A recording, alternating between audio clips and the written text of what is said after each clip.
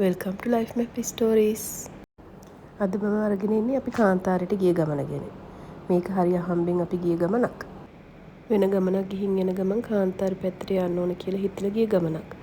මේ වැලි කාන්තාර පිහිටලා තියෙන්නේ සලාල ඉඳලා කිලෝමීටර් 175ක් වගේ දුරකින්. අපි මේ ගමන යමු කියලා හිතුවේ තුම්රේට්ටලදී.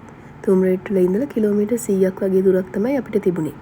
ශසර් වලින් හැරිලා අපි දිගටම ගියේ රබ් අලි කාලි කියන කාන්තාරේ පැත්තට. සලාල ගැන හැමෝම දන්නේ කොළ පාට ලස්සන වැහි වහින පැත්තක් කියලානේ.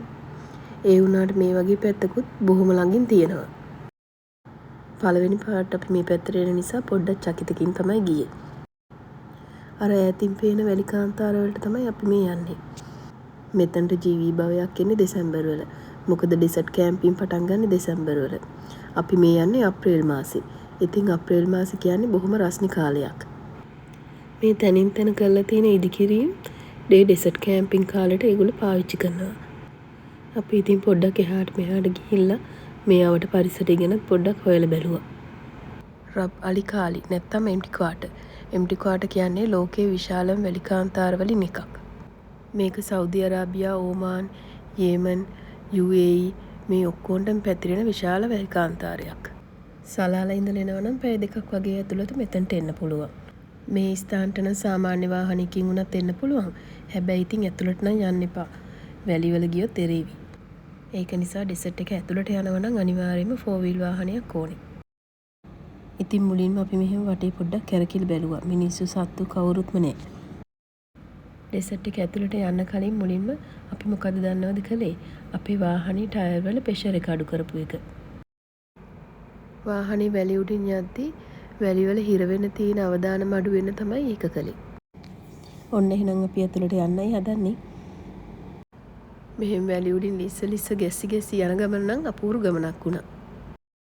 ඔයාලත් තනියෙන් මේ වගේ මේ ගමන යනවා නම් පරිස්සමින්. ගොඩක් දුරට නම් යන්න එපා. මොකද ෆෝන් වල සිග්නල් වත් නැහැ. හදිස්සියේ කරදරයක් වුණොත් කතා කරන්නවත් විදියක් නැහෙනේ. ඒක නිසා සේෆ්ටි එක තමයි ෆස්ට්.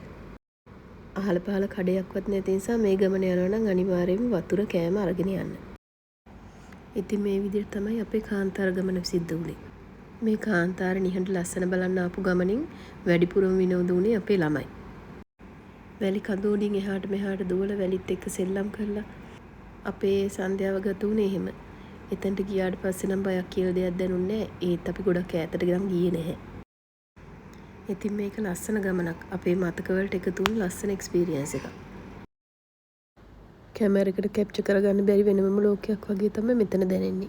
මේ වැලි කඳු උඩින් ඇවිදිනකොට දැනෙන ෆීලින් එක කියලා විස්තර කරන්න බෑ. අපි යනකොට හවස 4ට විතර වගේ ඇති. අවුවක් තිබුණා රස්නෙත් එක්ක. ඒත් ඒ රස්නේ එච්චර දැනුනේ නෑ මොකද හුළඟ තිබුණු නිසා. කට්ටියම හිතේ හැටියට වැලි සෙල්ලම් කරලා විනෝද වුණා.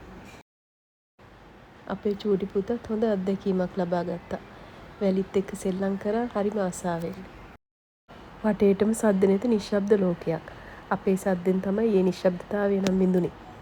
මේ තියෙන අඩියක් ගානේ හරියට නිකන් වැලි කඳු අතර ගිලෙනවා ඉහළට එනවා වගේ දැනෙනවා. වැලි කඳු අතරින් ඉහළට යද්දී උණුසුම් හුළඟ මූණට වැදෙද්දි හිතෙන්නේ හරියට නිකන් වෙනම ග්‍රහ ලෝකයකට ඇවිල්ලා වගේ. මේ නිහඬ කාන්තාරය ඇතුළේ තියෙන අමුතුම ආකර්ෂණයක්. බයත් නැති සංසුන්කමත් නැති දෙකම එකට මිශ්‍ර වෙලා තියෙන අත්දැකීමක්. ඉතින් ඔයාලත් සලාලාවතින් මේ පොඩි දුර ගෙවාගෙන ගිහිල්ලා මේ කාන්තාර අත්දැකීම ලබා ගන්න. අපි කාන්තාරවල මීට කලින් ගිහින් තිබුණත් මේ ගිය අත්දැකීම නම් සුපිරි. කාගේවත් මෙහෙයවීමක් නැතුව අපිට ඕන විදියට ඇවිදලා ලස්සන බලලා ආවා. මේ කාන්තාරවල තවත් අපූර්ව දෙයක් තමයි එකතැන රැඳෙන්නේ නැතුව සුළඟට ගහගෙන යන මේ වැලි. මේ ගමන ගිහිල්ලා විනෝද වෙලා හිතේ හැටියට වැලිවල දඟලලා අපි ආපහු එන්න ආවා. ඒ එනකොට අපි දැක්කේ තවත් අපූර්ව දෙයක්. ඒ තමයි මේ වතුර නැති කාන්තාරේ ඉරිගේෂන් සිස්ටම් වලින් වතුර ඇදලා වවන තනකොළ වතු. මේ විදියට මේ වවන තනකොළ වතු වල තනකොළ සත්තුන්ට කන සලාල වලට ගේනවා. ඉතින් මේ වගේ සලාල වල තියෙන අපූර්ව දේවල් දකින්න ඔයාලා එකතු වෙන්න මගේ YouTube channel එකත් එක්ක. like කරන්න, comment කරන්න, subscribe කරන්න අමතක කරන්න එපා. මේක බලපු හැමෝටම ගොඩක් ස්තුතියි.